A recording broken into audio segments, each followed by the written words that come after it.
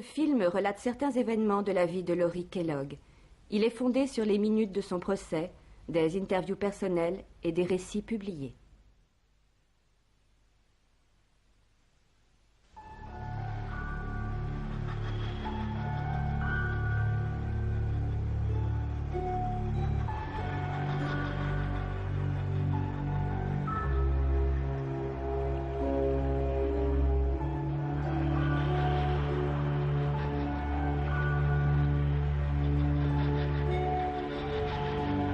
Que le grand amour ne se rencontre qu'une seule fois.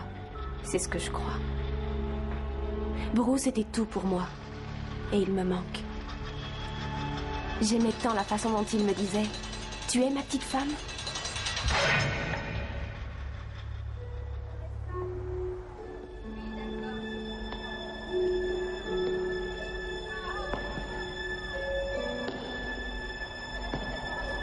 Même aujourd'hui, j'ai du mal à réaliser tout ce qui s'est passé.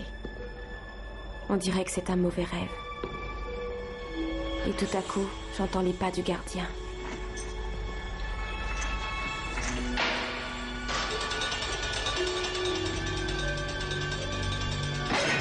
Je m'appelle Laurie Kellogg. Et j'attends d'être jugée pour le meurtre de l'homme que j'aimais le plus au monde.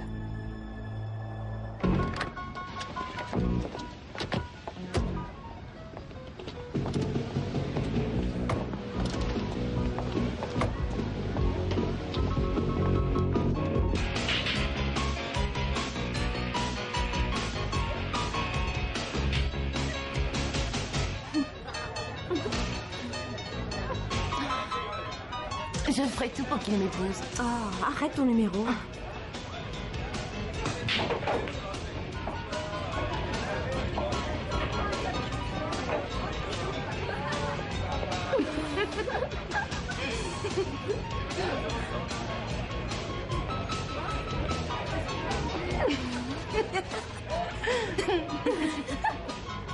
Tu connais la fille au bar? Ouais, Marlène, c'est ma copine. La petite brune? Ouais. Jolie pouliche. Génial. Et l'autre? Elle s'appelle Laurie. Tu me ris, je suis amoureuse pour tout. Donne-moi une bière.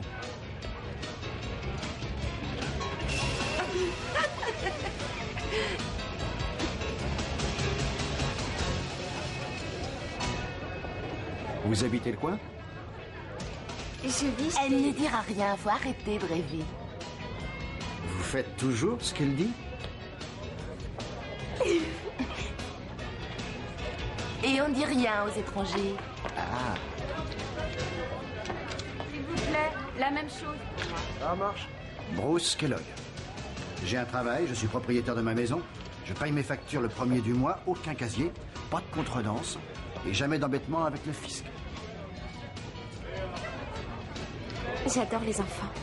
Ce sont les miens, Kelly et Kevin. Et à côté, c'est leur mère, Debra. On est séparés. Je m'appelle Laurie.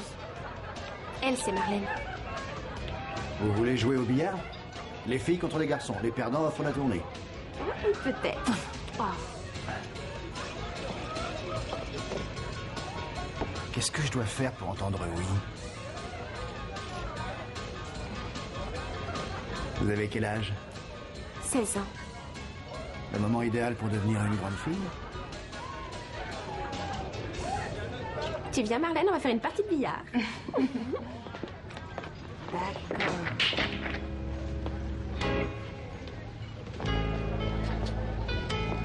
C'est dans le coin.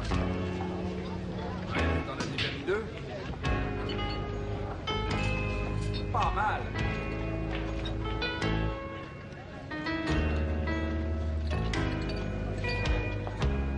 Continue, allez, vas-y.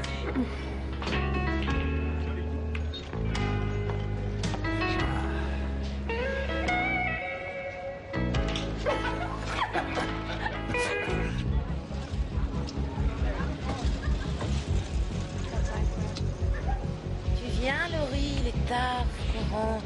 Laisse-moi te ramener. Non.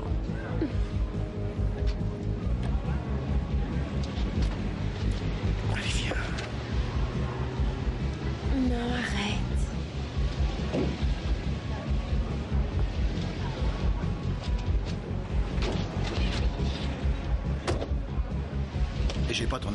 téléphone? Regarde dans ta poche arrière. Je l'ai mis là pendant que tu jouais ton dernier coup.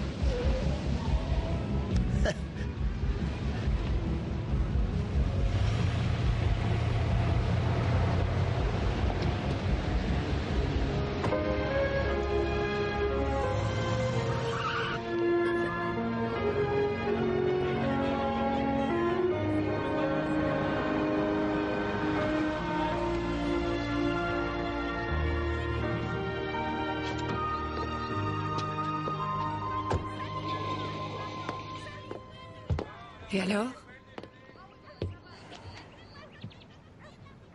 Viens m'aider à faire le dîner. Rends-toi un peu utile.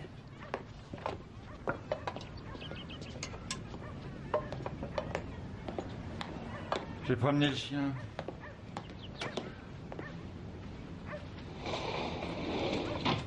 T'as pas un peu d'argent? Ton beau-père est fauché. Je sais pas comment payer le loyer. Où tu veux que je trouve de l'argent?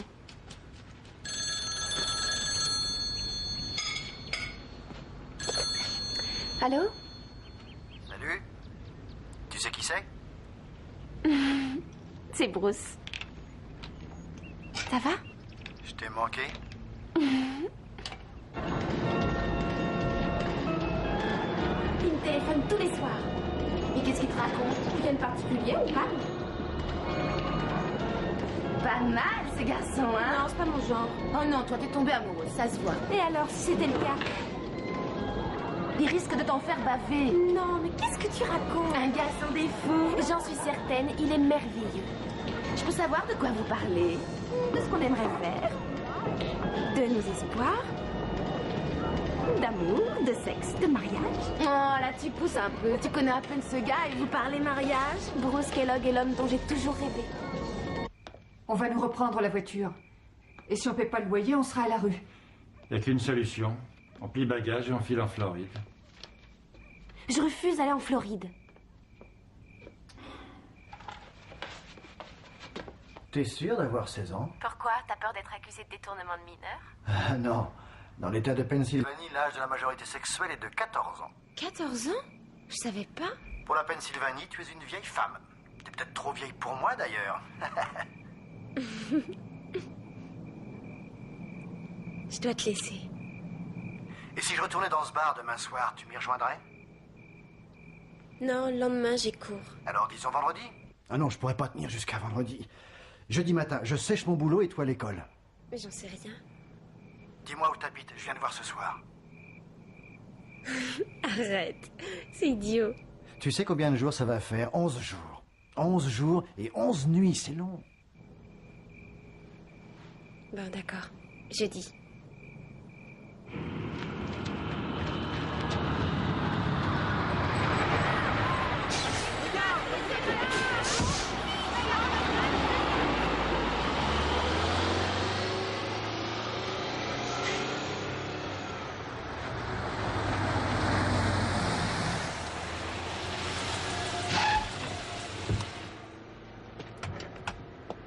Bonjour.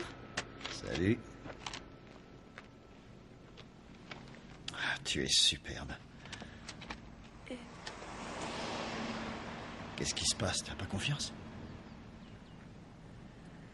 J'en sais rien. Allez, monte, je t'offre le petit déjeuner.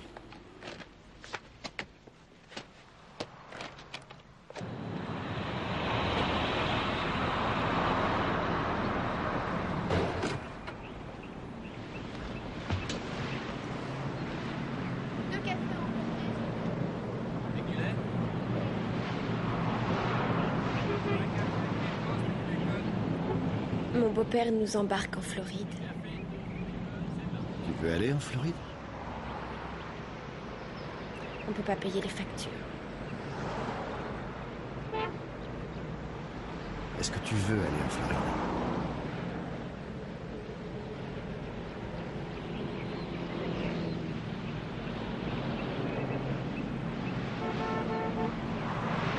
Attends-moi, je vais commander. Tu prends quoi? Un jus d'orange. C'est tout? Les femmes qui se contentent de peu, ça me plaît.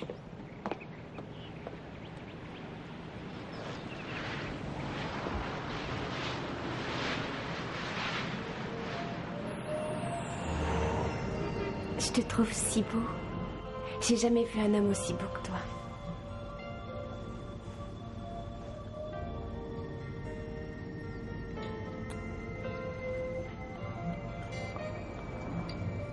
Et si tu m'aimais pas?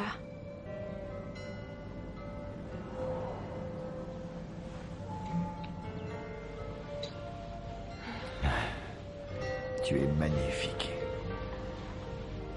Tu es parfaite. Even now, after all that I've been through, it all comes back to you. I've never let you go. Even now, after all the tears I've cried, I keep you here inside. The only truth I know lies in the heart of me. You're still a part of me, even now. Dis-moi que je ne rêve pas. Jamais personne ne m'a fait l'amour de cette façon.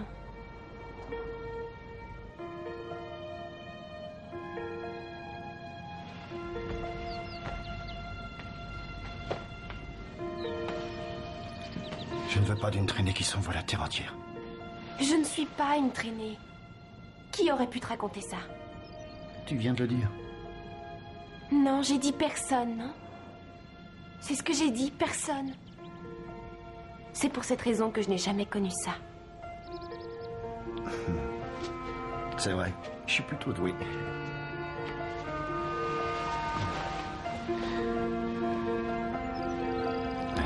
Tes mains sont si douces. Ouais. Tu sais ce que je voudrais? Si j'avais le droit de choisir ce que je désire le plus. Allez, demande-moi ce que je voudrais. Qu'est-ce que tu voudrais? Je voudrais être heureuse comme ça pour toujours.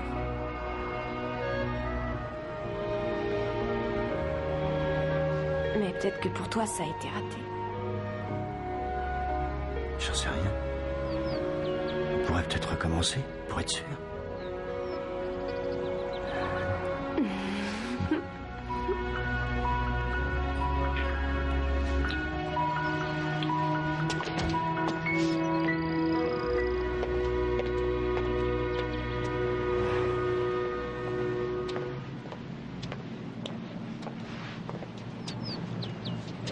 Tu m'appartiens.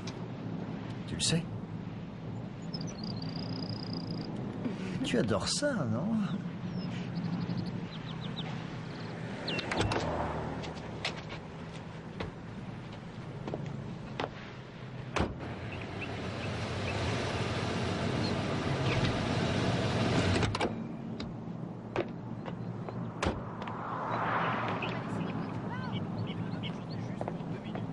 Attends-moi ici. Je me charge de tout arranger.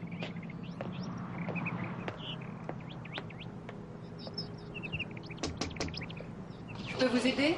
Oui, votre fille est dans ma voiture. Votre mari est là? Je voudrais vous parler. Ah bon? Et si on allait par là?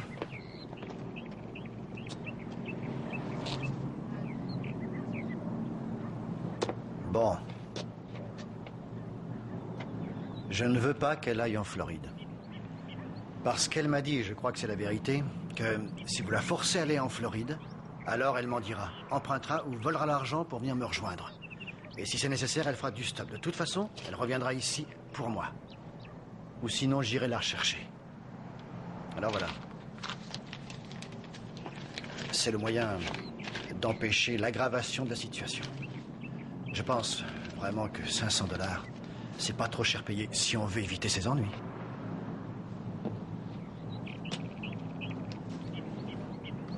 Oui.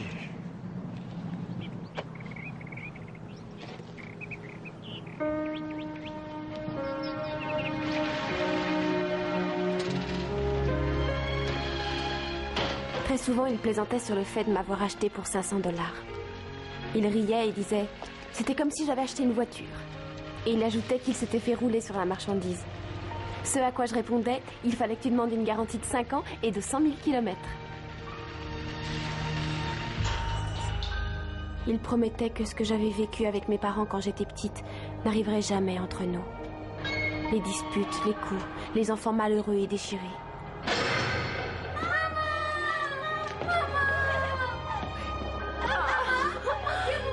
Ah, ma chérie.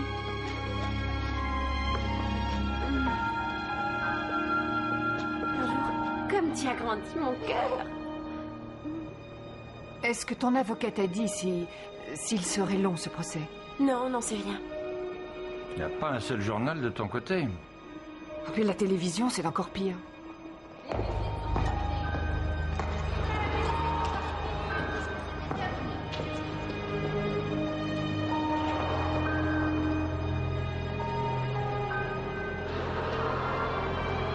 Mes enfants me manquent. Ben, allez y penser avant que tu vas te marier.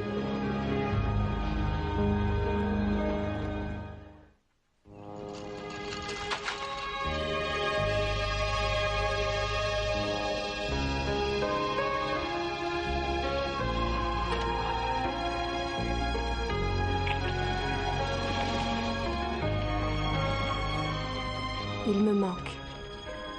L'homme dont j'étais tombée amoureuse 11 ans plus tôt me manque. Je trouvais que j'avais tellement de chance. Toutes les femmes du monde qui étaient plus mûres, plus belles, mieux faites, avaient tellement plus à lui offrir. Mais c'était moi qui l'avais choisi.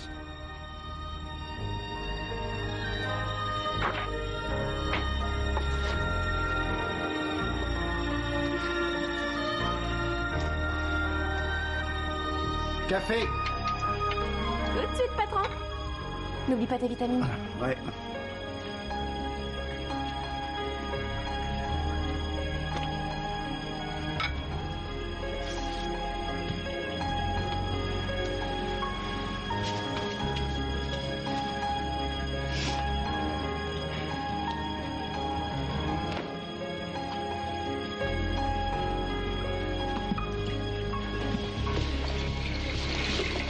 Mes enfants viennent ce soir, alors achète-leur des trucs à manger. Tu sais bien ce qu'ils aiment. Tu prends du lait, du soda, des hot dogs et puis du ketchup. Et pense aux céréales. Et loue un bon film. Et des dessins animés aussi. Et vérifie que les draps soient propres. Il y a des traces de moisis dans la douche. Avec de la javel, ça partirait. Passe prendre les vêtements à la teinturerie en sortant de l'école. Est-ce que tu m'écoutes? Oui, je bois tes paroles. Tu as oublié mes bottes ce matin. Ça ne se reproduira plus. Un petit régime, ce serait utile. Tu t'empâtes, je vais t'échanger contre un nouveau modèle.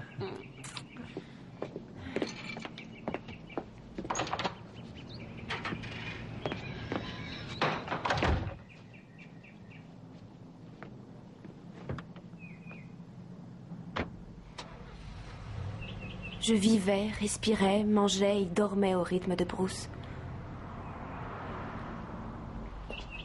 Je voulais être là s'il rentrait pour le déjeuner. J'ai manqué 83 jours d'école, alors j'ai dû laisser tomber et j'ai préparé mon examen à la maison. Je portais ses chemises toute la journée, rien que pour pouvoir sentir son odeur. Je croyais que ça durerait toujours. J'aimais ma vie avec Bruce. J'aimais m'occuper de lui et de ses enfants. Je gardais aussi les enfants des voisins pour gagner un peu d'argent. Je me sentais adulte, importante et aimée. Tu crois que ça va lui plaire? Lui plaire, mais tu plaisantes. Fais-moi confiance, à mon avis, Bruce va en perdre la tête. Alors, ça va? Ouais, c'est génial. Mais plus d'ombre à paupières. Plus? Laurie, j'en veux un peu moi aussi. T'en veux un peu? D'accord. Oh, tu es très très jolie. Impensable. Les enfants de Bruce te suffisent pas. Il faut vraiment que tu gardes ceux de tes voisins. Je voudrais des enfants à moi. Kevin, tu bois trop de trucs sucrés. Hop là. Quel âge tu me donnes? Moi, 25 ans. C'est vrai? Oh super, j'ai 25 ans. Kevin, ta maman est là. Oh, Tu veux bien la raccompagner pour moi? Ça fait un an que t'es là. Tu penses que la femme de Bruce te prend encore pour la babysitter? Allez, prends-la. À bientôt, ma chérie. Au revoir. Je veux Kevin. Non, c'est impossible. Sa maman doit le ramener à sa maison. Et vous devriez aller ranger vos affaires, c'est bientôt l'heure. Tu me racontes l'histoire de la Belle au bois dormant, Andy. En avant. Asseyez-vous sur le canapé. Ouais, voilà. Oups, je suis tombée sur toi. Il était une fois dans un beau château, un roi et une reine très émus devant le berceau de leur petite fille. La première fée donna à la princesse la beauté, la seconde l'esprit, la troisième la vertu, la quatrième lui offrit la grâce, la cinquième la voix cristalline du rossignol. Mais la méchante vieille fée qui n'avait pas été invitée apparut et d'un coup de... T'inquiète, je t'assure sur la belle princesse. C'est bien ça, Nicole. Elle meurt? Dis-moi. Non, bien sûr que non, Alicia. Alors, tu me trouves comment? Splendide.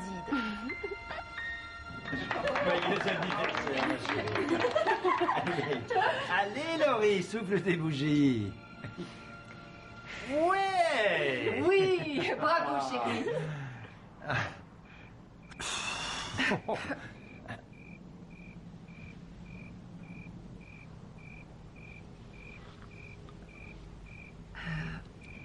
Bon, aidez-moi, on va s'en aller avec nos parts de gâteau chez nous. Oui, on devrait rentrer nous aussi. Cette cuisine est une porcherie. Je ne veux plus voir une seule assiette sale dans l'évier. Ça me lève le cœur, c'est clair? C'est une insulte pour mes yeux de regarder ça et de voir toutes ces assiettes sales. Je suis désolée. Je veux que tu vides le sèche-linge dès qu'il s'est arrêté. Si tu laisses les vêtements encore chauds là-dedans, ça fait des faux plis. Mais regarde ça, regarde. Tu veux que je porte un t-shirt qui ressemble à une serpillière, hein? Allez, viens. Cette pièce est dégueulasse. Combien de fois il faut que je te dise de passer l'aspirateur sous les meubles? Je l'ai fait! C'est pas ma faute s'il faut que je finisse ton éducation. Ta mère n'a pas fait son boulot. Ton vrai père s'est barré et ton beau-père t'a bradé pour 500 $. Tu ferais bien de m'être reconnaissante, de jouer les éducateurs et de te supporter. Mais... Enlève tout de suite cette tenue de pute. Et enlève toute cette merde de ta figure.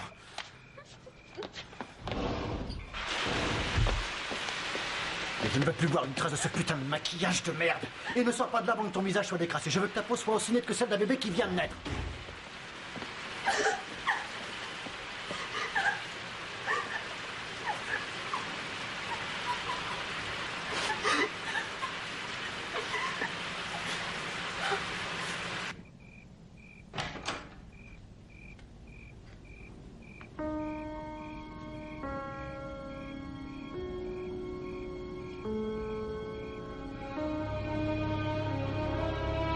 Je suis désolée.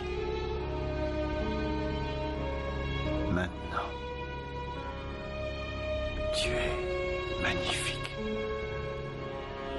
Ouais, là je te retrouve. Tu es ma petite femme. Je ne voulais pas te mettre en colère.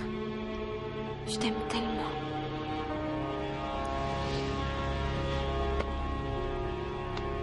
Tu as cru que j'allais oublier ton cadeau?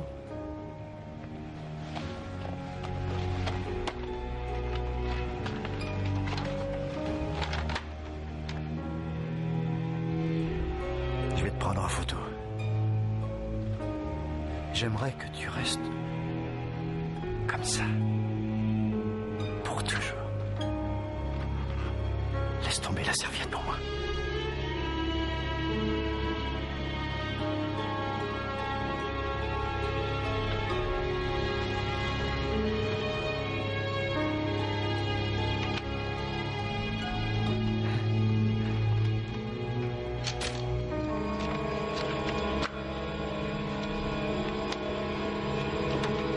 Je sais. Sur le lit maintenant. Allonge-toi, comme quand tu m'attends.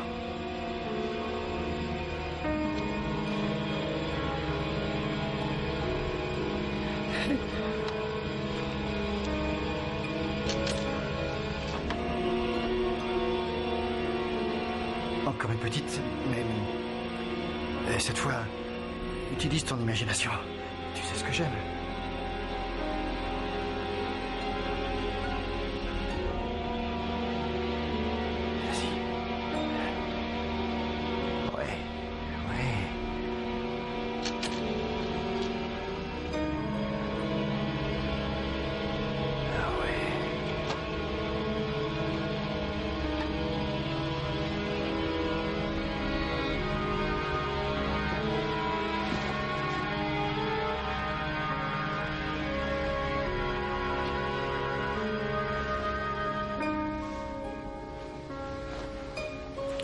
Je ne voulais pas te blesser, tu le sais.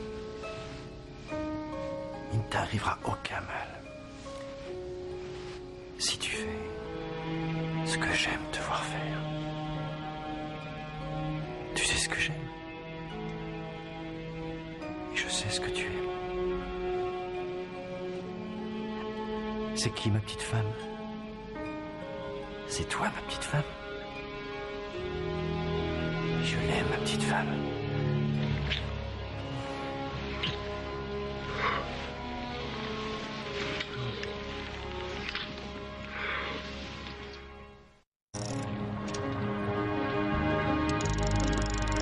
Kevin, Kelly, ça y est, j'en ai un. Tiens-moi ça. Il a l'air gros. Oh là là, pas mal, oui. Super. Et le voilà. Il est magnifique. Je t'aime. Alors si tu m'aimes à ce point, va m'attendre dans la véranda, sans ouvrir les yeux.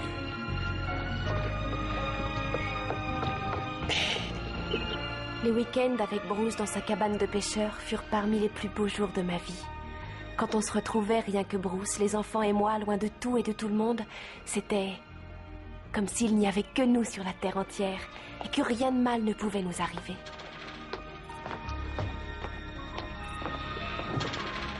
Tiens, c'est pour toi. Oh, merci.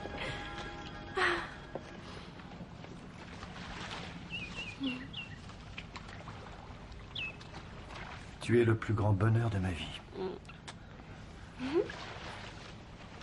Je veux avoir des enfants. Oublie ça.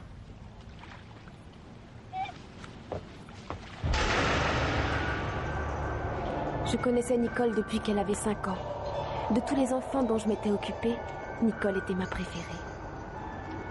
Si seulement je pouvais faire marche arrière, si seulement Nicole pouvait encore avoir 5 ans ou 10 ans.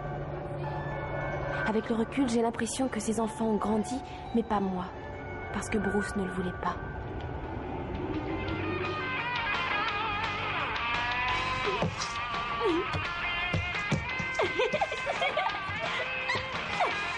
Nicole, arrête un peu. Dis à Alicia d'arrêter la première alors. Alicia, calme-toi. Ça suffit, les filles. Alicia, Nicole.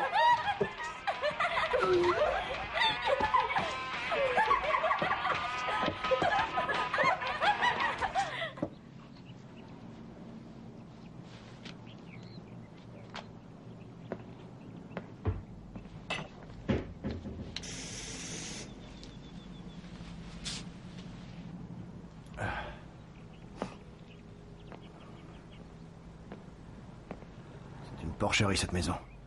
Et tu t'es vu? Où sont Kelly et Kevin? Ta femme est passée les prendre. Elle t'avait pas dit?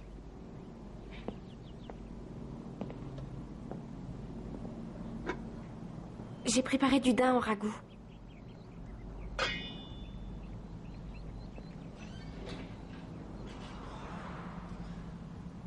Pomme? Pêche.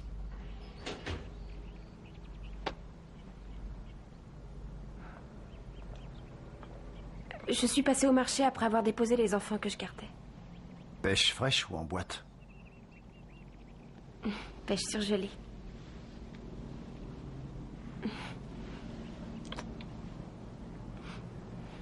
Et pour la teinturerie? C'était pas prêt encore. Ta tarte aux pêches ferait mieux d'être géniale. Bon les filles, vous avez fini le dîner? Alors prenez vos bains et mettez-vous en pyjama. Ben, on n'a pas droit au dessert? S'il nous reste du temps avant que la mère de Nicole vienne vous chercher, on jouera à cache-cache. On est trop vieille pour jouer à cache-cache. J'ai quelque chose à te dire. Plus tard.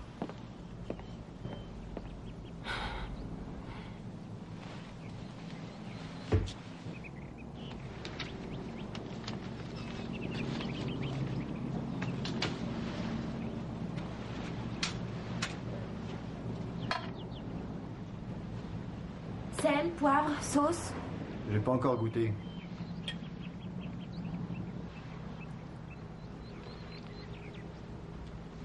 Ça te plaît?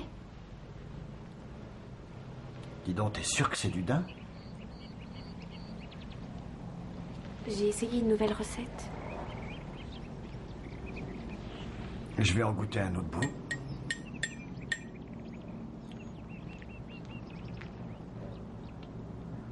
C'est bizarre, ça n'a pas le goût de gibier. T'as bien pris le daim dans le congélateur, ça a le goût d'une bestiole que j'ai jamais mangée. Je sais pas encore si j'aime.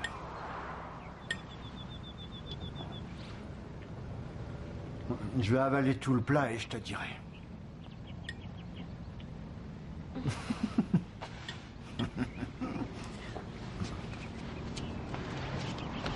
Eh, tu sais que tu prends du poids?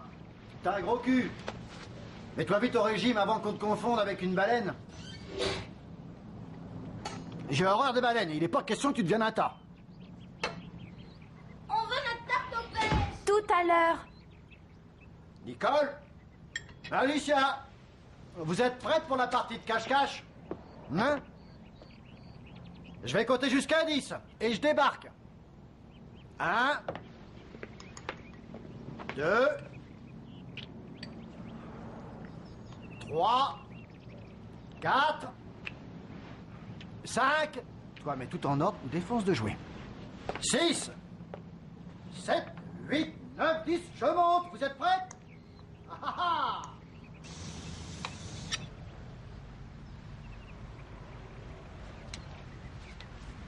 Ça ne va pas? Il s'amuse à cache-cache, mais j'ai pas envie de jouer. Personne ne t'y oblige si tu ne veux pas. Bah si, Qui t'y force? c'est Bruce qui veut. T'es pas obligé. Alors tu vas tranquillement t'asseoir ici et manger ton dessert.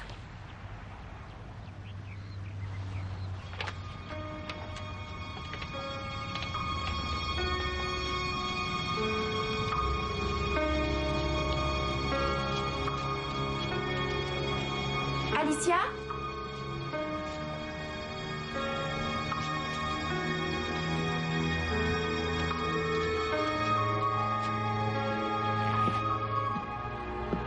Elle entre pas, on se cache.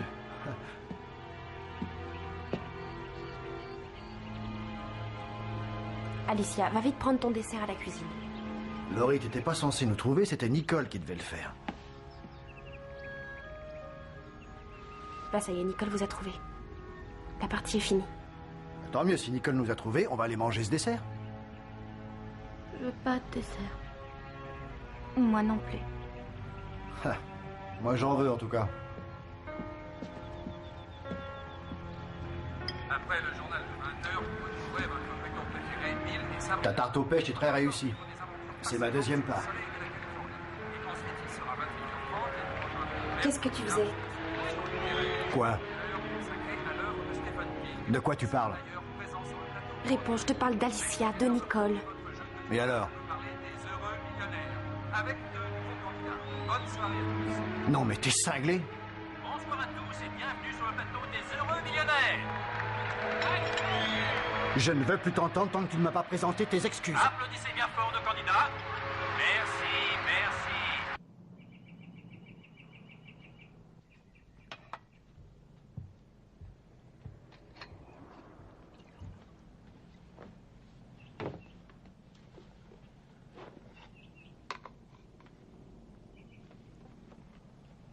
J'ai pas fermé l'œil de la nuit. Dis quelque chose, parle, vas-y. Et moi, tu crois que j'ai dormi? Hein? C'est court une nuit pour comprendre que dans ton esprit malade, tu m'imagines comme un pervers. Pardon, chérie. Je suis fatiguée en ce moment. Je prends tout de travers. Et je suis enceinte.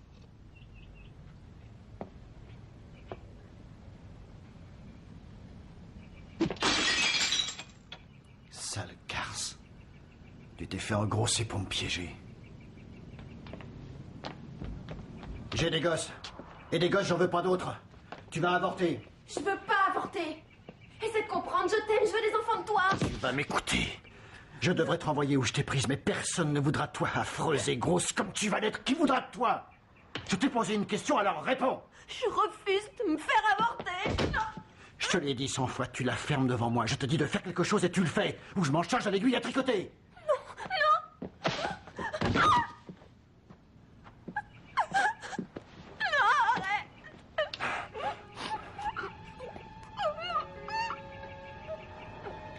Mais bon sang, réfléchis un instant. Si tu as un bébé, il va te bousiller. Tout va être bousillé. Je t'aime.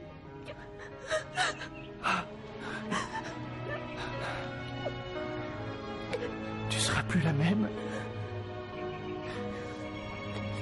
Jamais plus ton corps sera le même. Et plus rien ne sera pareil entre nous. Oh, pardon. Tout est ma faute.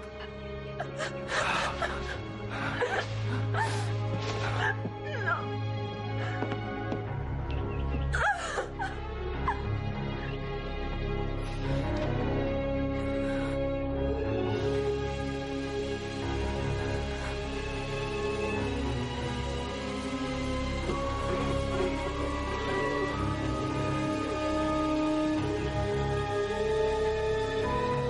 Je crois que je fais une fausse couche. Oh non, non. Je perds du sang. J'ai très peur, maman.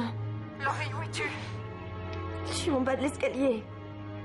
Allonge-toi par terre, dans le salon. Tout de suite. Oh non, Fais-le. non, non, je vais tâcher la moquette. Bon, alors allonge-toi là où tu es. J'arrive dans 10 minutes. D'accord?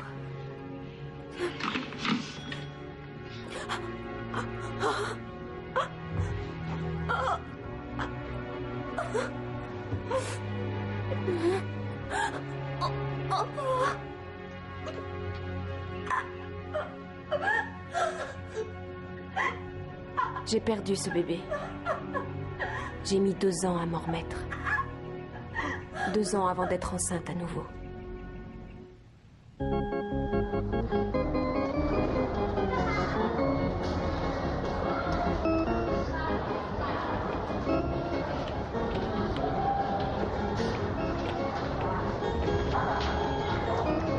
Laurie! Laurie! Occupe-toi d'elle, tu veux? À tout de suite. Alors ça va? Oui. Mais comment ça, oui? Hier au téléphone, tu m'as dit Marlène, Bruce va être fou malade cette fois. Alors reste près du téléphone au cas où j'ai besoin de toi. Et puis rien, aucune nouvelle, pas un coup de fil. Alors j'ai fini par t'appeler et il m'a dit que t'es à la patinoire. Je vais bien, je te jure. Salut Laurie. Salut la puce. Dis-moi ce qui s'est passé. Pour Bruce, c'est un coup monté. Il a dit que je me suis fait engrosser exprès pour l'obliger à m'épouser.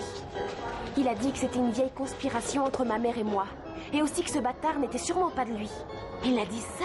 Ouais, ça et tout le reste. Mais ces mots ont dépassé sa pensée. Et t'as décidé d'avorter? Non, je le garde. Laurie? Tu es là? Laurie? Salut, Nicole. Où est Laurie? Elle est à la patinoire. Elle va revenir dans combien de temps? J'en sais rien. Si tu veux, attends avec moi en regardant le tennis. Non, merci, ça me tente pas. Elle va voir un film dans la chambre de Kevin.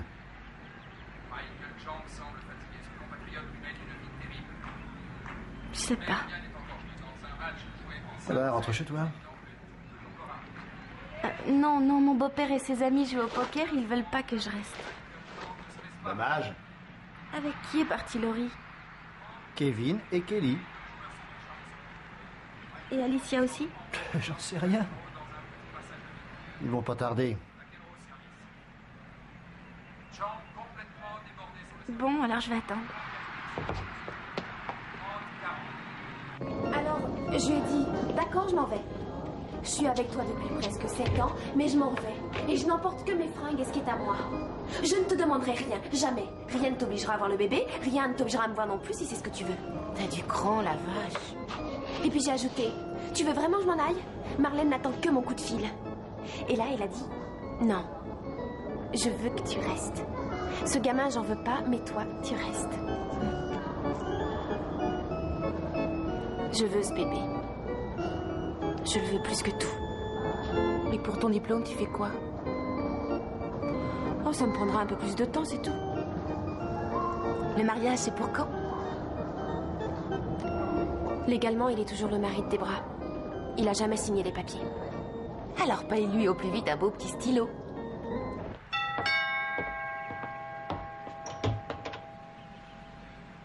Je peux savoir qui vous êtes? Moi, c'est Lou. C'est le beau-père de Nicole qui m'envoie. Vous avez vu la petite? Nicole? Non, désolé. Ah bon? Elle a dit à sa mère qu'elle venait ici. Ah, ça, c'est Nicole, c'est la reine des cracks. Les femmes sont nées pour mentir. Ah, ça, c'est vrai. Une raclée chaque semaine comme pour les chiens de chasse et plus de tracas. Ah. C'est jamais trop tôt pour commencer. Salut. Allez, salut.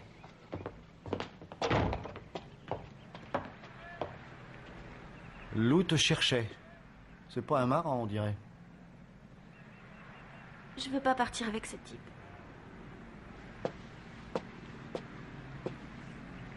T'as de la chance, je lui ai pas dit que tu étais là.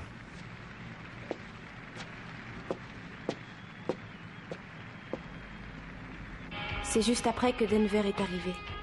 Il était en liberté surveillée. Denver McDowell habitait de l'autre côté de la rue. Il passait son temps à entrer et sortir de maisons de correction. Il se mettait toujours dans les ennuis. Nicole et Christy m'avaient parlé de lui, mais je l'avais jamais rencontré. Et j'étais loin d'imaginer à quel point il allait bouleverser ma vie.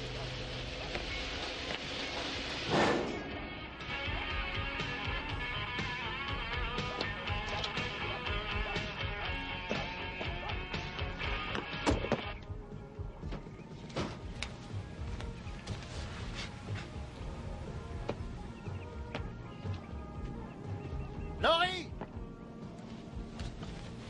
Laurie, tu te bouges les fesses!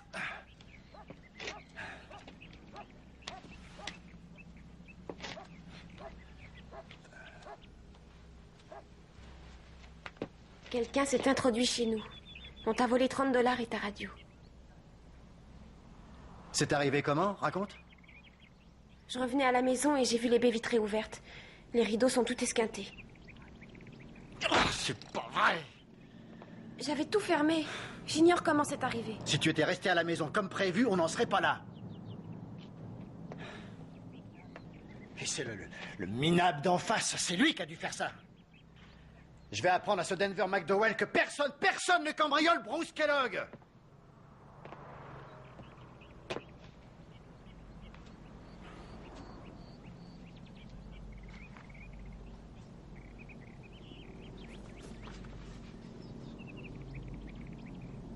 Bientôt, je redeviendrai comme ça. Je serai ta petite femme encore.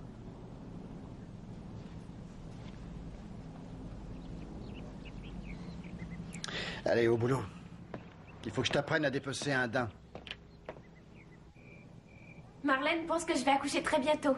En tout cas, au supermarché, aujourd'hui, le bébé a failli bondir sur la caissière. J'en ai marre que tu me parles de ce môme, t'entends? Ça nous amène toujours à ta ridicule obsession du mariage. Et il n'en est pas question. Le faire avoir 2 fois, c'est trop. Et c'est quoi toutes ces pagailles?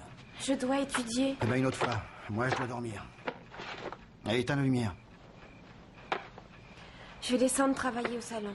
Tu restes là. J'ai abandonné mes études pour vivre avec toi. Fiche-moi tout ça en l'air. T'as pas besoin d'un diplôme pour pondre un chiard.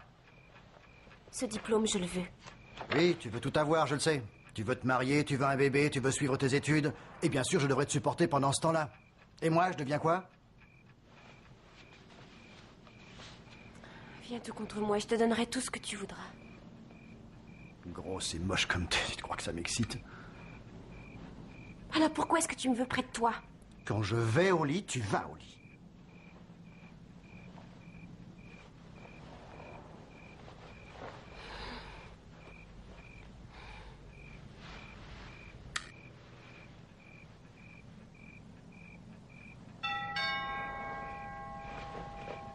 Qui ça peut être?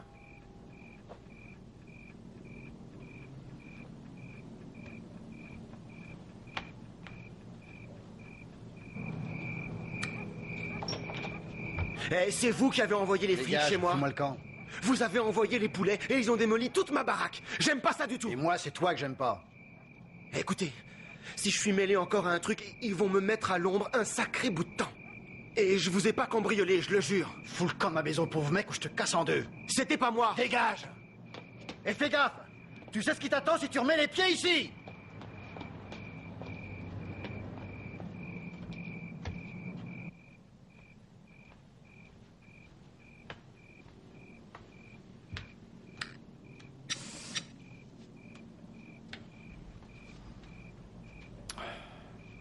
J'ai réfléchi et je veux pas de bâtard.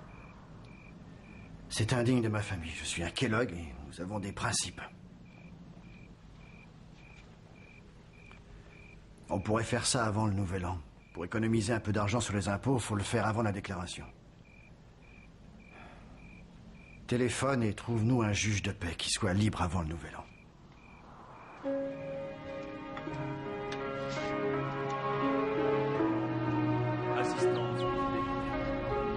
Nous nous sommes mariés le 31 décembre. Je portais une robe de grossesse rouge. Mon alliance était un anneau d'or de 5 mm, acheté d'occasion pour $40. Et pour lui, Bruce avait repris l'alliance de son premier mariage. Avec cette bague, je te prends pour époux. Je vous déclare marié, frère. Dès que nous avons été mariés, Bruce a remis son alliance dans sa poche et il ne l'a plus jamais portée.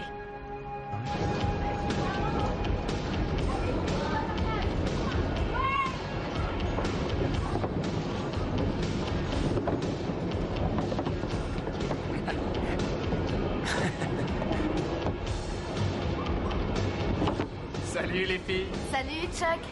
Denver. Alors Denver, où tu te planquais? En tôle. Encore? Où elle est, Nicole? Elle est privée de sortie. Ah ouais? Dis-lui que j'ai rappliqué. On se casse. Hé, toi le bagarreur! Hé, tu sors d'ici! Du schnock, tu ferais mieux de faire gaffe. Un de ces quatre, toi et ta caisse, vous risquez de faire BOUM! Et pour retrouver des abattis, ce sera dur.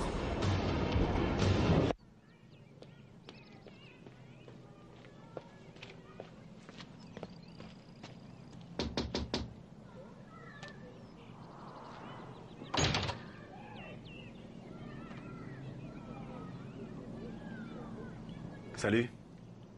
T'aurais pu m'appeler depuis que t'es là. J'ai été occupé. Mais je sais. À faire exploser des pétards dans le parc. T'aurais pu m'appeler? J'étais pas très bien. Alors pourquoi t'as appelé aujourd'hui? Je te trouve chouette. Ouais, alors? Alors... Tu me fais faire un tour? D'accord, ça marche.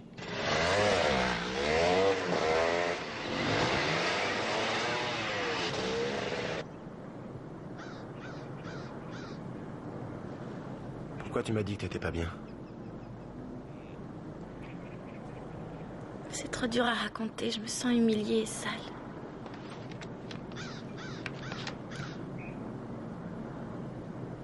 T'en parleras à personne, d'accord? C'est promis, je dirai rien.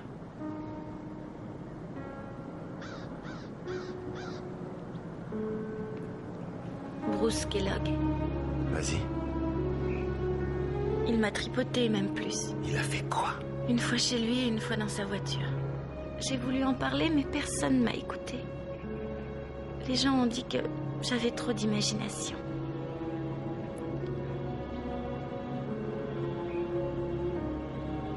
Je sais ce que tu ressens. Non, t'en sais rien.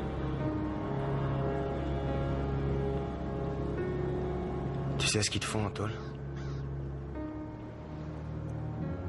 Ils te passent à tabac et après ils te violent. Et quand un mec te fait ces trucs-là, t'es plus un être humain, t'es plus rien ni personne. T'es rien qu'un bout de viande. Et puis tu deviens cinglé. J'ai fait un rêve où je tuais un gars. Il était balèze et dégueulasse. Et ce salaud me violait. Alors je l'ai buté.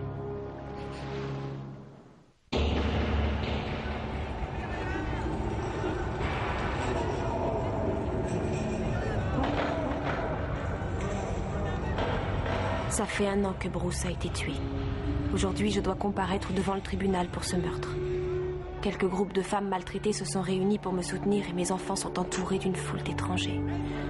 Tout le monde semble avoir une opinion à mon sujet, en particulier les gens qui ne me connaissent pas. Et hier, mon avocat m'a annoncé que Denver témoignerait contre moi pour arranger sa cause. Maître Orville, est-ce que le témoignage de Denver McDowell sera préjudiciable à votre client? Tout dépend quelle version de l'histoire Denver décidera de raconter. Madame Kellogg, avez-vous une déclaration à faire? Madame Kellogg, allez-y-vous votre mari. Pensez-vous que justice a été faite? Vous risquez une lourde peine. Avez-vous pensé à vos enfants? Madame Kellogg, encore une question. Jamais je n'ai voulu ou espéré que mon mari soit tué. Il était le seul amour, le seul port d'attache que j'ai eu de toute ma vie. Il était mon univers. Et lorsqu'il s'est éteint, ma vie entière a basculé. Plus de questions. Écoutez juste ma question. Avez-vous des remords? Pensez-vous aujourd'hui que les choses auraient pu se passer différemment? Chérie. Répondez à ma question, Madame Kellogg.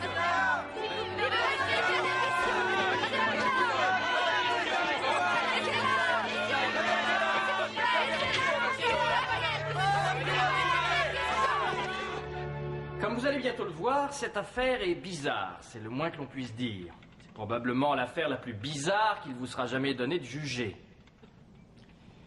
Il y a 6 personnages clés impliqués dans ce drame des plus surprenants. Le premier, c'est Laurie Kellogg, l'accusée, qui est assise devant vous. Le second personnage, c'est Bruce Kellogg. Vous n'entendrez pas sa version des faits puisqu'il est mort. Les 4 autres sont des adolescents. Nicole Papas, Christy Mullins, Chuck Sebelist, Denver McDowell. Les témoignages vous montreront que même si Laurie Kellogg prétendait être la douce nounou du quartier, sa maison n'était pas un refuge pour adolescents en difficulté, mais bien au contraire un lieu de rencontre où les jeunes s'adonnaient à l'alcool, au sexe et à la drogue. C'est même là, en fait, dans cette paisible maison, que le meurtre de son mari, Bruce Kellogg, fut échafaudé dans les moindres détails. Et les témoignages vous éclaireront sur le caractère de l'accusé, qui n'est pas cette chose fragile et innocente que l'on veut bien nous décrire, mais au contraire une femme perfide et fourbe, qui a poussé d'innocents enfants à collaborer à l'exécution de son meurtre. Mesdames et messieurs, je serai le premier à vous dire que ce qui est arrivé est une effroyable tragédie. Ce drame humain résulte d'un mal qui n'a pas trouvé son remède, je veux parler de l'abus. Alors préparez-vous au pire, parce que ce procès vous entraînera dans les profondeurs insondables, les abîmes les plus sombres de l'humanité. Pendant les prochains jours, monsieur le procureur vous présentera des témoins qui vous raconteront dans les moindres détails les circonstances de l'assassinat de Bruce Kellogg. Monsieur le procureur vous incitera à penser que c'était bien l'idée de Laurie, que ce crime a été exécuté sous ses ordres. Monsieur le procureur vous incitera à faire confiance à Denver McDowell. Pourquoi plaidez-vous coupable de meurtre au second degré? Chaque nuit, je me réveille en sueur après avoir fait le même cauchemar. J'essaye de changer les choses pendant mon sommeil. Je ne vais pas à la cabane de Bruce pendant mon sommeil, mais quand je me réveille, je réalise que tout ça est bien réel, que rien ne changera les faits. J'étais présent. Alors vous avez négocié avec le bureau du procureur. Il abandonne toutes les autres charges qui pèsent sur vous et vous témoignez contre tous les autres. Pas tous les autres. Rien que Laurie. Depuis combien de temps connaissiez-vous Laurie Kellogg? 2 semaines environ. Et vous l'aviez connue comment? Nicole m'a téléphoné et m'a demandé pourquoi je ne passerais pas chez Laurie. Je lui ai dit que je refusais parce que si Bruce débarquait et me trouvait là, il m'arriverait des bricoles. Nicole m'a dit qu'il bossait. Alors je suis venu.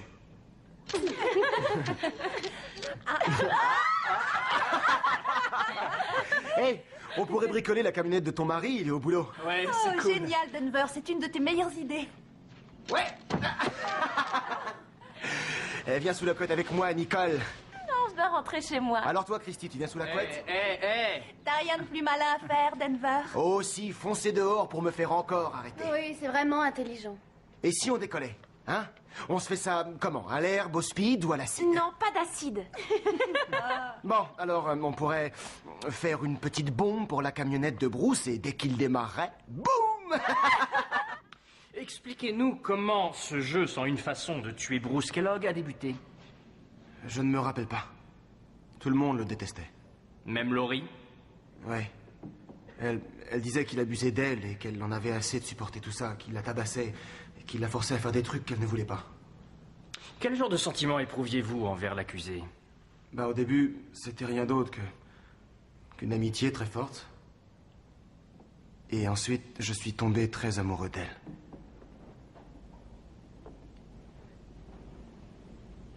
Je reconnais qu'en général, lorsque je repère un truc et que je le veux vraiment, je réussis assez souvent.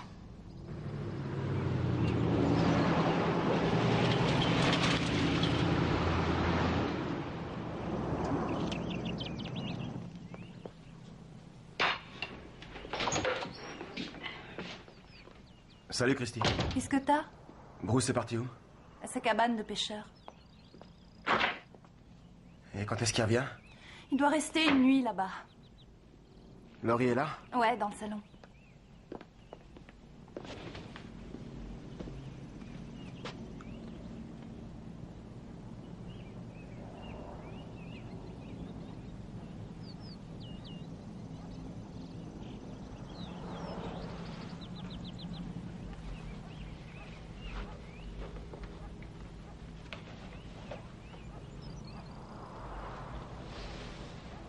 Ça va? Oui.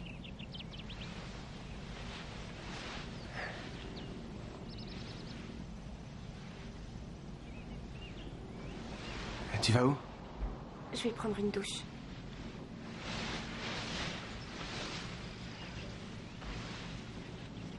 Avez-vous envisagé l'assassinat de Bruce Kellogg avec Laurie? Laurie m'a demandé si je connaissais quelqu'un qui pourrait le faire si moi je ne voulais pas. Je lui ai dit que pour moi c'était non, mais que j'acceptais de chercher quelqu'un qui voudrait bien se charger du boulot. Elle a dit qu'elle payerait $1000 et la camionnette. Et avez-vous trouvé cette personne? Oui, il avait accepté, mais ensuite il a abandonné. Salut. Bruce est dans le coin? Non, il s'est tiré. Où est Denver? Il est avec Laurie. Salut. Laurie n'est pas là? Si, là-haut. Sous la douche. Elle pleurait toujours? Quoi? Encore? Bruce a remis ça, il a fait autre chose que la taper. Il est allé trop loin cette fois. Elle a vraiment dégusté. Qu'est-ce qu'il lui a fait, ce salaud? La même chose qu'ils te font en tôle. Et depuis, elle arrête pas de pleurer. Elle devrait le quitter, c'est un malade. Peut-être que si elle savait comment il t'a traité, elle le ferait. Ça peut pas durer. Je vais te dire à Laurie tout ce que Bruce nous a fait depuis qu'on est Écosse. Toi aussi, tu devrais. Elle va en devenir folle. Arrête, tu crois pas que c'est déjà fait? Dites-nous si vous avez eu des relations physiques avec Laurie Kellogg. Ouais, on a un peu déconné ce jour-là.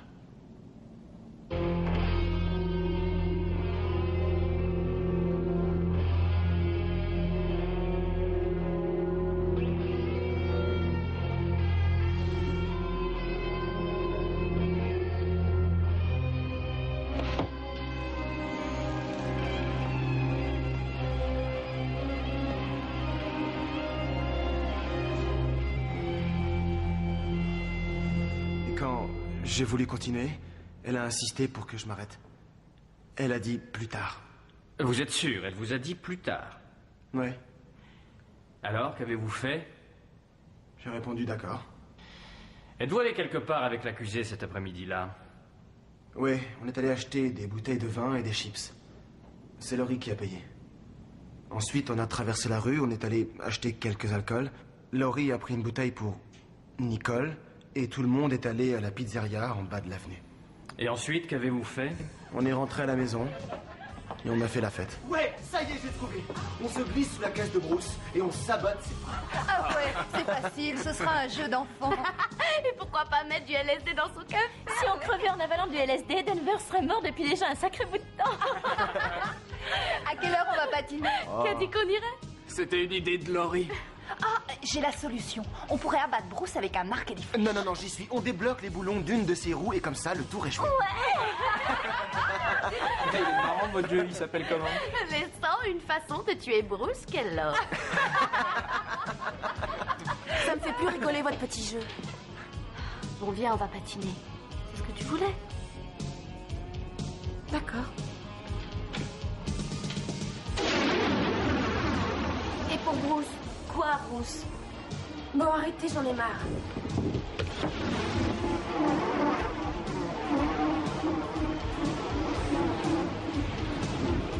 Bon, alors, vous lui avez dit pour Bruce? Nicole a la truc, elle lui pique une crise. Dis-lui tout. C'est ce qu'il y a de mieux, je te jure. D'accord. On n'est pas devant vous, les gars. Viens.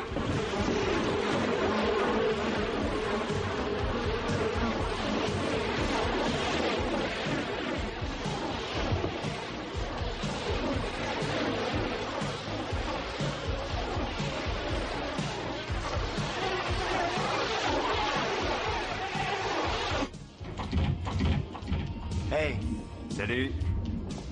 J'ai de la cam pour toi. Et à vous, acide. Acide. Cool. Première qualité. Et combien? Pour toi, 25 $ seulement. Un acompte sur tes prochains voyages.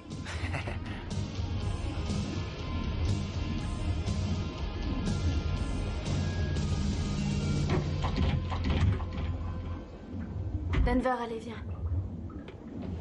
Qu'avez-vous fait du LSD que vous veniez d'acheter? Je l'ai pris. Et ensuite, vous avez tous quitté la patinoire? Oui, on est reparti chez Laurie. Et une fois à la maison, que s'est-il passé? Quand on est arrivé, la maison était bourrée de monde et la fête battait son plein.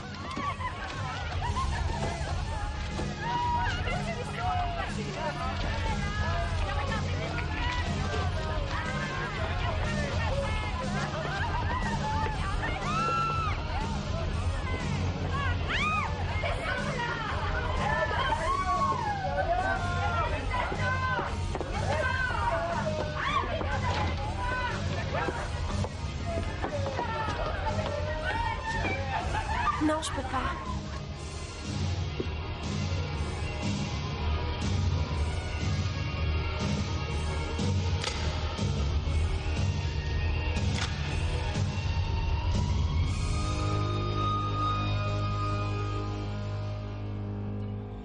Est-ce que vous vous souvenez de ce qui s'est dit dans la voiture au sujet de Bruce? Christy Mullins a dit « Pourquoi ne pas y aller ce soir ?» Et j'ai dit « Aller où ça ?» Et elle a dit « À la cabane de pêcheurs pour tuer Bruce. » Là, j'ai répondu « Ça me plaît bien, ton idée. » Avez-vous parlé de la façon de vous rendre sur les lieux? Eh bien, Laurie devait prendre le volant, elle connaissait la route. C'était facile. Orville, pour quelle heure? Le jury croit que je manipulais Denver parce que j'étais sa maîtresse. J'ai jamais eu de rapport avec lui. Mais j'ai rétabli les faits, Laurie. Ils ne vous ont pas cru. Est-ce que vous avez vu leur visage pendant son témoignage? Laurie, je vous l'ai dit depuis le début. C'est une affaire excessivement délicate. Si vous aviez appuyé sur la détente vous-même, tout serait plus facile, mais ce n'est pas le cas. Demain, vous devrez expliquer au jury dans quel état vous étiez ce jour-là. Et lorsque vous serez devant le jury, vous parlerez des violences qu'il vous faisait subir. Et le jury comprendra ce que vous avez enduré au fil de ces années. Vous souvenez-vous de la première fois où la violence verbale de Bruce a dégénéré pour se transformer en violence physique? C'était à la cabane de pêcheurs, en 1983. Nous étions ensemble depuis plus d'1 an. Le père de Bruce était là. Nous avons eu un différend concernant Kelly sur le fait qu'elle devait ou non aller au lit. J'ai élevé la voix. Bruce m'a fait sortir de la cabane et m'a jeté en bas de l'escalier. Je me suis fait mal au tibia. Ensuite, il m'a poussé de l'autre côté de la rue, jusqu'à la voiture. Il m'a empoigné à la gorge et il a cogné ma tête contre le capot. Il m'a dit de ne jamais élever la voix contre lui à nouveau, jamais. De ne plus l'humilier ni même le défier devant son père. Ou sinon il me ferait des choses que jamais je n'oserais imaginer. Et qu'avez-vous répondu à tout ça? J'ai sangloté. J'ai juré de ne plus jamais recommencer. J'ai dit que j'étais désolée. Est-ce qu'à une période précise, ces mauvais traitements sont devenus plus fréquents? Oui. À la naissance de Kyle, mon fils aîné. Vous souvenez-vous d'un incident particulier? Oui, je donnais un médicament à mon fils. Kyle était malade, une bronchite. Bruce critiquait ma façon de faire. Il a attrapé le bébé et l'a maintenu sur le billard. Et il a enfoncé la cuillère dans sa gorge. J'ai voulu l'arrêter, mais il m'a empoigné. Au cours de ces disputes, avez-vous été blessé par Bruce? Oui, des hématomes, des marques sur mon visage, le cou, puis les oreilles. Une fois, plus d'une fois d'ailleurs, il a frappé si fort qu'elles étaient écarlates. J'ai eu le tympan éclaté. Plusieurs entorses aux chevilles pour les chutes dans les escaliers. Un coup violent à la mâchoire qui, de temps en temps, se bloque. Même aujourd'hui. Vous souvenez-vous d'autres blessures? Il me donnait des coups de pied dans les reins. Puis il me cognait avec le poing comme un fou entre les omoplates. Ensuite,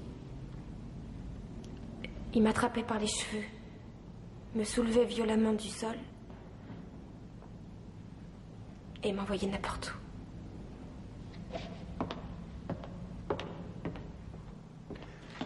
Cet objet a été retenu par la défense comme pièce à conviction numéro 2. Pouvez-vous nous décrire comment cette ceinture a été utilisée?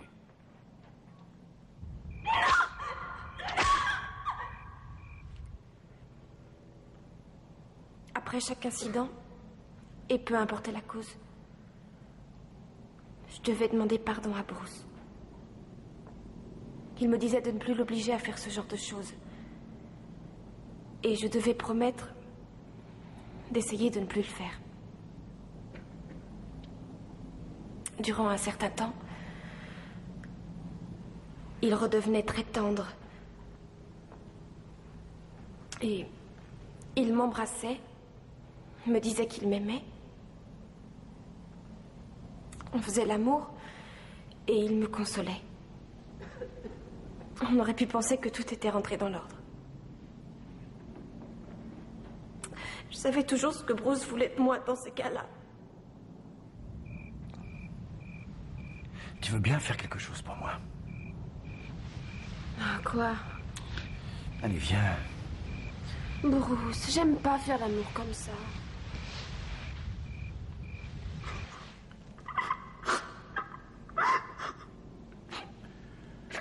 Laurie, pourriez-vous dire au jury si votre mari a utilisé d'autres objets que cette ceinture? Oui. Tu vois cet engin? C'est un 41 Magnum. Tu peux chasser le gros gibier avec ça. C'est vraiment une arme très meurtrière. Tu comprends? Regarde, je le charge.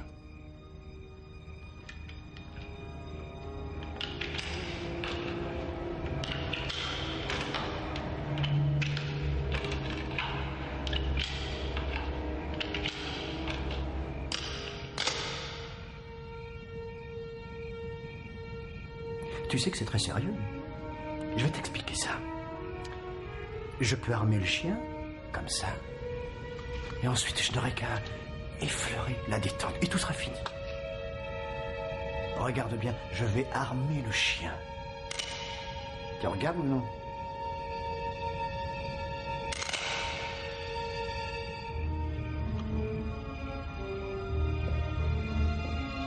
Tu sais que t'as vraiment une grande gueule.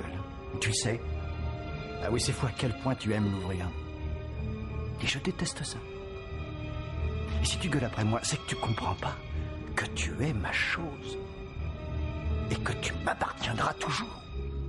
Un autre jour, il a sorti son arme pendant qu'on était au lit. Il la tenait et il a dit qu'il voulait la mettre dans...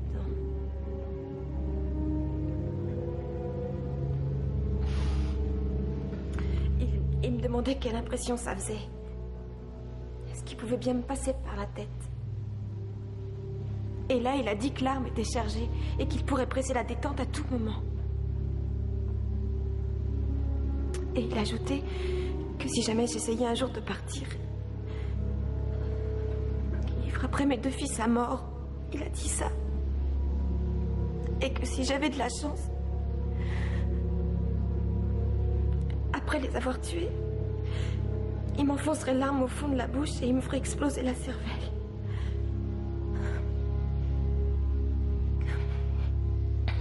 L'audience reprendra demain matin. Alors le prince prit l'escalier en colimaçon, ouvrit la porte qui était tout en haut et pénétra dans une petite pièce sombre.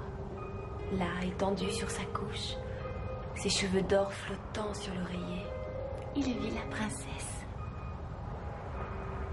Il la regarda émerveillé. Il s'approcha.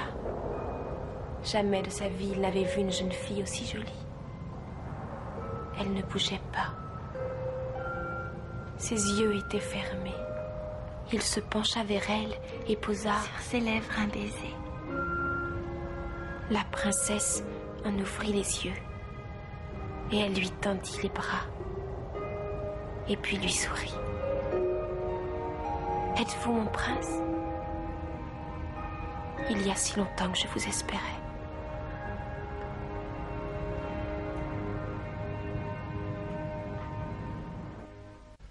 Ce soir du 8 juin, vous souvenez-vous de l'heure à laquelle vous êtes tous partis à la patinoire? Il devait être 7h15. Et c'est là-bas que vous avez eu une conversation avec Nicole? Oui. Laurie, il faut qu'on te parle. De quoi? Bruce nous a fait des trucs. Mais quels trucs? De quoi est-ce que vous parlez? Tu le sais?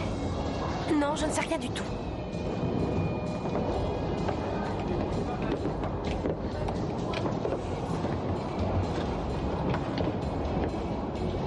Alors, quel truc? Qu'est-ce qui se passe? Elle ne veut rien entendre. Il a violenté Nicole et il a fait ça aussi avec moi. Pourquoi vous reveniez toujours? Expliquez-vous. On avait le sentiment que ça arriverait, qu'on revienne chez toi ou non. Comme si l'en empêcher était impossible. Il nous fichait la trouille. Bruce nous pétrifiait. Et puis on a eu peur que tu ne nous aimes plus. Il arrivait toujours par derrière, sans bruit. Et ensuite, il glissait ses doigts sous nos t-shirts. Et il nous tripotait. Et il nous mordillait l'oreille. Et ensuite, il commençait.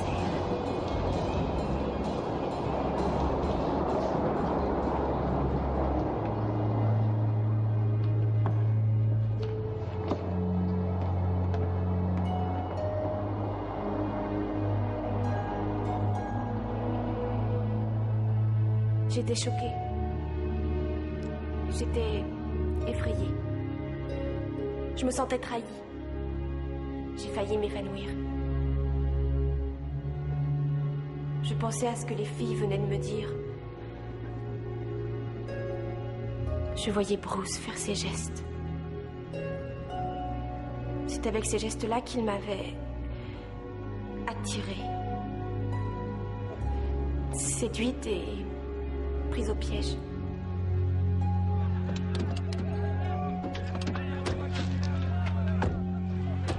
Il y avait plein de monde dans la maison, mais je voyais plus rien.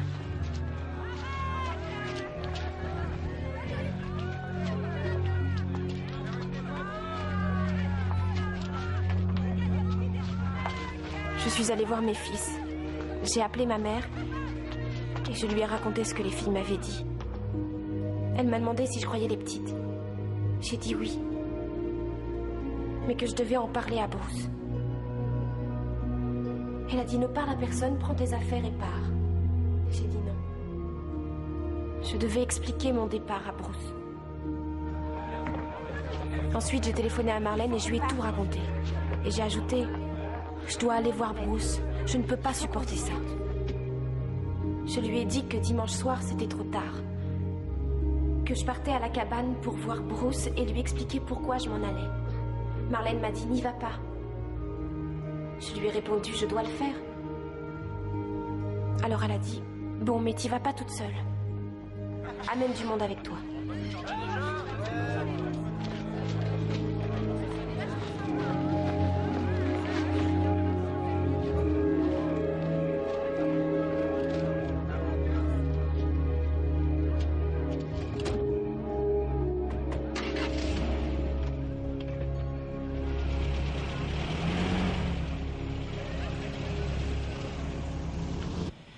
Donc vous avez été très choqué lorsque vous avez soi-disant appris les violences sexuelles auxquelles votre mari se livrait.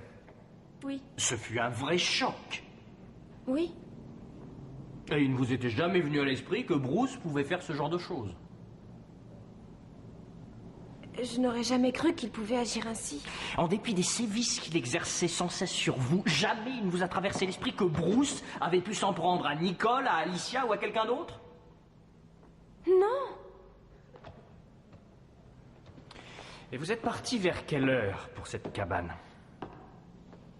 À peu près à minuit moins le quart.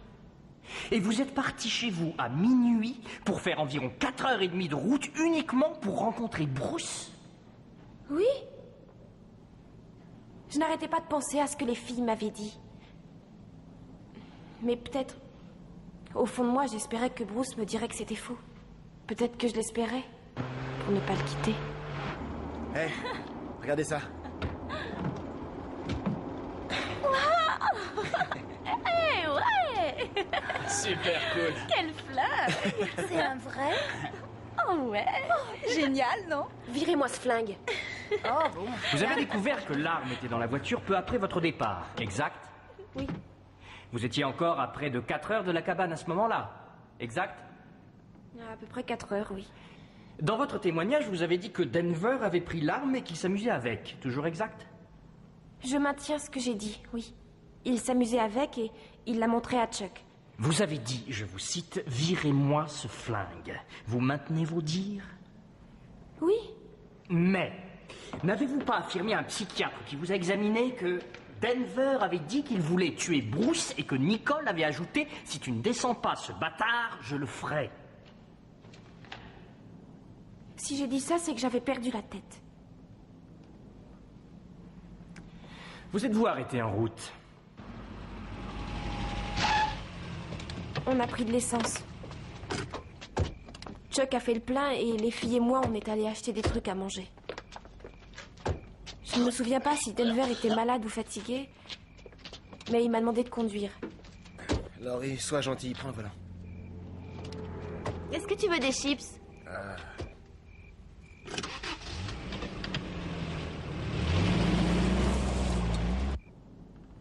Mais j'admets que j'avais la tête ailleurs. Je ne savais pas où j'allais, ni ce que je faisais. Je voyais des images défiler. Je voyais Bruce violer Alicia et Nicole. Et je voyais les horreurs que j'avais subies, moi aussi.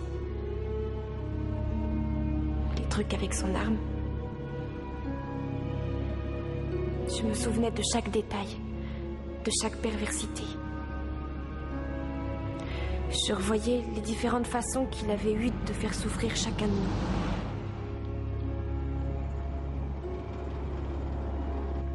Est-ce Mary Poppins? Est-ce là une gentille nounou? Séduire McDowell, alors âgée de 18 ans, faisait partie du plan. Elle a appâté ses jeunes amis avec des boissons alcoolisées, du whisky, des pizzas, et les a poussés à prendre la voiture pour faire 400 km avec elle jusqu'à Seneca County. Et il n'y a pas que ça d'ailleurs. Cet ange espère encore vous faire croire qu'elle a passé 5 heures dans la voiture qui la conduisait vers la cabane de son mari, et qu'une fois arrivée sur les lieux, elle n'avait aucune idée de ce qui pouvait se passer. Elle a quitté Linglestone vers minuit. Pendant tout ce voyage, pendant presque 5 heures, ou si vous préférez, pendant plus de 400 km jusqu'à Cayuga Lake, l'arme était sous ses yeux. Et que pouvait donc faire Denver McDowell une fois sur place avec cette arme entre les mains? Elle a eu 100 fois l'occasion d'y réfléchir et de faire demi-tour. Mais Laurie n'a pas fait demi-tour. Vous avez entendu Christy Mullins témoigner que Laurie avait dit « Si Denver ne le fait pas, quelqu'un d'autre devra le faire. » Parce qu'ils n'avaient pas fait toute cette route pour revenir chez eux bien tranquillement. Il est temps de vous souvenir également de ce que Christy Mullins a affirmé lors de son témoignage. Et je cite... Laurie a dit que pendant les premiers jours, elle serait une veuve éplorée et qu'après ça, elle ferait la nouba la plus dingue de tous les temps. Je suis convaincu que l'acte criminel de la pauvre petite Laurie Kellogg est exactement ce qu'il paraît être, un acte criminel. Laurie Kellogg a planifié ce meurtre. Laurie Kellogg est une femme manipulatrice et égocentrique à la mémoire très sélective qui est capable de sang-froid de la pire infamie. Et je vous demande de ne pas oublier que quels que soient les troubles qui ont agité le foyer des Kellogg, nous devons juger un meurtre et non un viol. Bruce Kellogg n'est pas notre accusé. Et nous ne jugeons pas non plus une femme qui a tué en état de légitime défense. Aujourd'hui, nous sommes là pour juger une femme qui seule a forcé 4 adolescents à tuer son mari de sang-froid. Viens, qu'est-ce que t'attends? Essayez de comparer Laurie à un oiseau exotique mis en cage sous la coupe d'un geôlier forcené. Un oiseau qui n'osait imaginer quitter sa prison. Laurie Kellogg était dans une cage. Et Bruce Kellogg l'y avait enfermé. Mais les violences de Bruce Kellogg sur ces jeunes filles ont poussé Laurie à sortir de sa cage. Ceci explique pourquoi, durant cette nuit tragique du 8 au 9 juin 1991, Laurie Kellogg était en état de choc, état résultant de 10 années d'abus sexuels constants et d'humiliation permanente. Et en raison de ces tortures, Laurie Kellogg souffrait et souffre encore de stress post-traumatique, du syndrome des femmes battues et d'une profonde dépression nerveuse. Vous avez entendu son témoignage, selon lequel Bruce Kellogg aurait mis un revolver chargé dans la bouche de Laurie en la menaçant d'appuyer sur la détente. Bruce Kellogg a utilisé un 41 Magnum pour violer sa femme. Si en réponse à ce viol, Laurie Kellogg avait tiré et tué Bruce Kellogg, vous ne pourriez qu'admettre qu'il s'agissait de légitime défense. Vous avez entendu Denver témoigner qu'il était sous LSD. Vous avez entendu le témoignage de Laurie, selon lequel Denver disait qu'il se tenait au pied du lit, les jambes écartées, les bras tendus, pointant son arme, comme Clint Eastwood, et...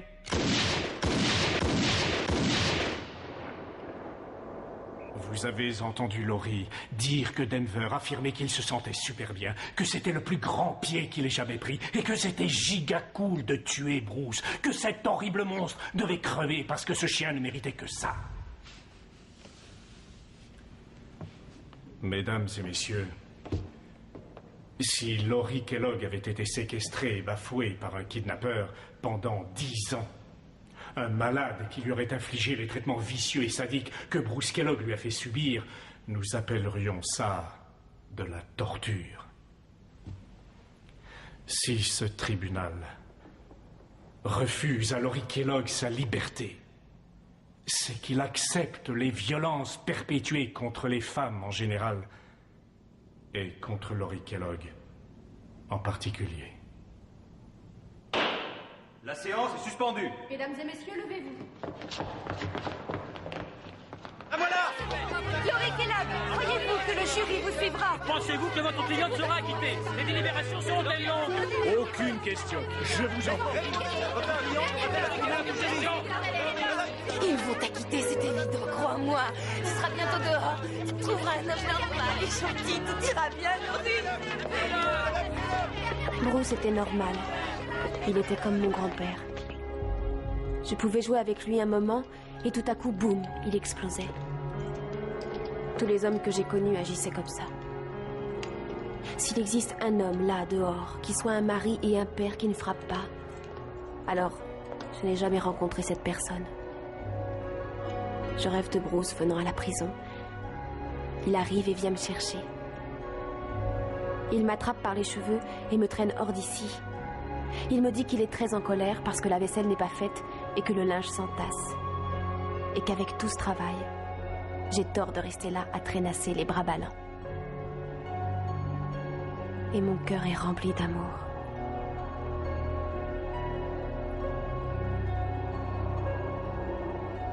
Soudain, je me réveille et je me souviens qu'il est mort. Marlène s'est trompée. Ils m'ont reconnu coupable. Ils m'ont condamné à une peine allant de 25 ans à perpétuité.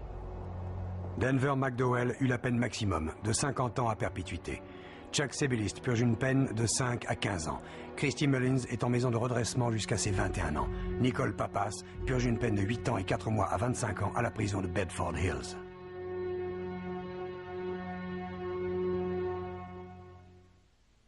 Tell me a fairy tale so I can fall asleep and dream the only dream that I ever knew.